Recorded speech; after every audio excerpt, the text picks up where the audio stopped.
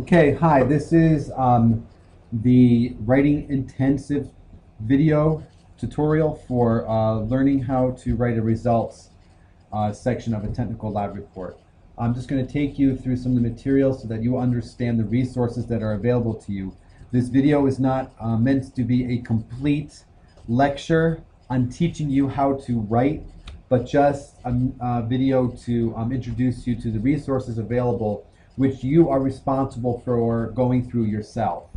To start off with, you click under Forms and Documents on the course website and go to Technical Report Draft Evaluation. You'll see right away how your results section will be evaluated. It's going to be based on 4 criterion. First off, does your results section open with an effective statement that summarizes the overall findings? 2, do you present visuals clearly and accurately? Visuals are tables and graphs that display your data. 3, did you present verbal findings clearly with sufficient support, meaning when you talk about your data, is there good support for them? And lastly, do you successfully integrate verbal and visual representations? So those are the 4 criteria in which your results section is going to be evaluated. I will cover that a little bit more in a while. First thing we're going to do is go through, we're going to go through these 2 links, starting with Technical Report Draft 1. With that, let's scroll down to the results section. The results section here is, this is meant to help you write for the first time your results section. And split up here into 5 different steps, where step 1 is basically putting your data into a visual, a table or a graph. And there's some help here. You can click on it. It brings up a website called LabWrite, which is from North Carolina State University, which this is all based off from. And there's information here on how to determine whether or not it's appropriate to represent your data in a table or a graph, and also to determine the type of graph you use. So if there's information here that says, looks at tabular data versus graph versus displaying your data in terms of graphs. There's a lot of material here that kind of help you go through what it's like to represent your graphs, as well as captions. It's very important that you have a good caption that helps to describe what's in the figure. All right, so this is very important, and this page is very, very helpful in helping you to form a good table or a good graph, and also helping you to decide which one to use. Once you have your visuals set with captions, the next step is to generate once you've generated your visual representations, decide the order in which your tables, graphs, and other figures should be presented. So if you have more than 1 figures, how do you order them?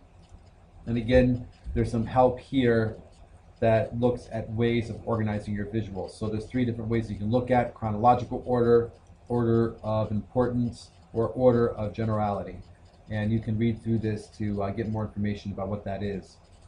Step 3, review all the data from your experiment, and in a sentence or 2, summarize the main findings of the lab.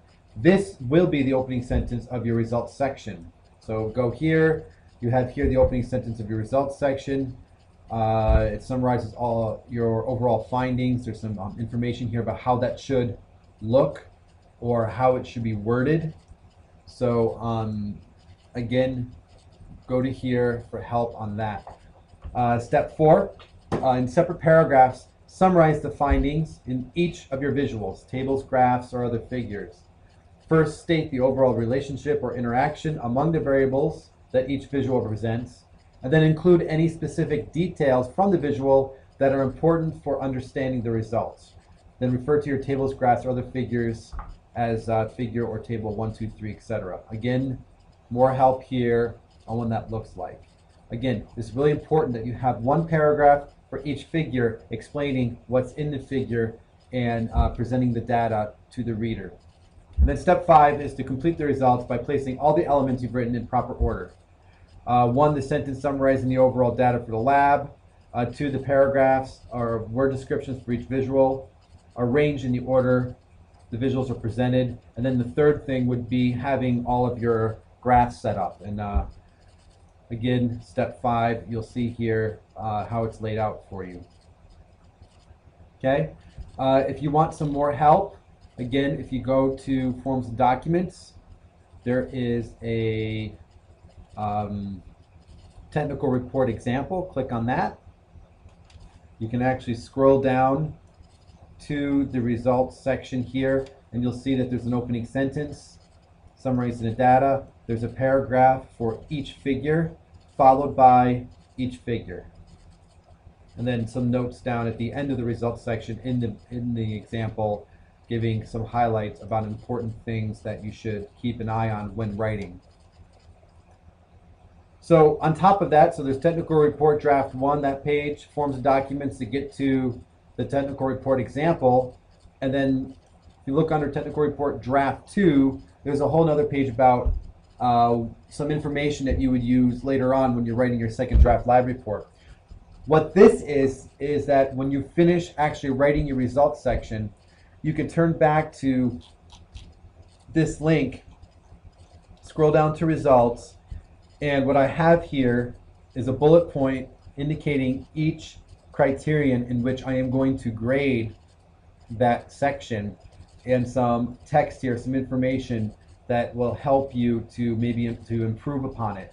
So the idea is that you write a draft, and then after your draft, you can come back to draft 2, the link for technical report draft 2 right here, scroll down to the results section, and then look at each individual criterion to which I grade your results section on, read through it to make sure that it kind of helps you go back over what you've written and look at it with a critical eye to see if maybe there's something you're missing or can improve upon.